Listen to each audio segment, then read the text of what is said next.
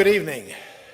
We're going to explore death and dying, hell and heaven, what happens when you die.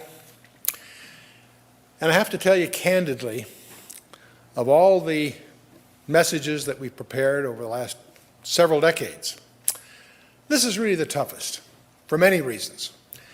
It's a difficult topic. It's one that you can never completely get your arms around. It's one that is just plagued with myths and superstitions and met with trite cliches, what some people call Bible babble and so on. But we're going to try to get into this because it's unquestionably the most important topic we've ever addressed. And we're going to divide it in two parts. Our present reality first, and the mystery of our destiny, what really happens when we die.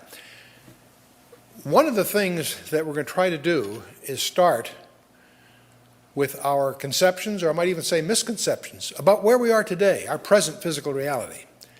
Because people ask me, is hell real? Part of that is determined by what you mean by real. And so there are key questions we'll try to address. What happens when you die? When you pass through that portal, what's the first thing you run into?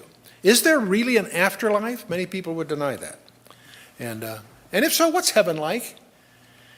And perhaps even more disturbing, is there really a hell? We use that phrase so casually. We know all the superstitions and myths and literary conceptions, but is there really a reality that we call hell? To do this, though, to attack this problem, we have to really understand some other concepts that we also band about pretty casually. The nature of eternity. We use that term. What does it really mean?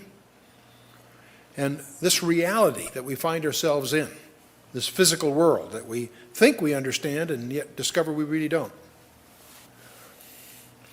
Although the lifestyles and values and self-perceptions of most adults have undergone significant changes, and millions have embraced the postmodern worldview, it's interesting that the majority of adults continues to believe that there is life after death, that everyone has a soul, and that heaven and hell probably do exist. This may come as a surprise. That yet, despite these traditional views that are surprisingly widely held, over 50 million Americans are uncertain about their personal fate. In terms of a belief in afterlife, 8 out of 10, according to recent research, as recently as September of 2003, 8 out of 10 believe in an afterlife of some sort. And a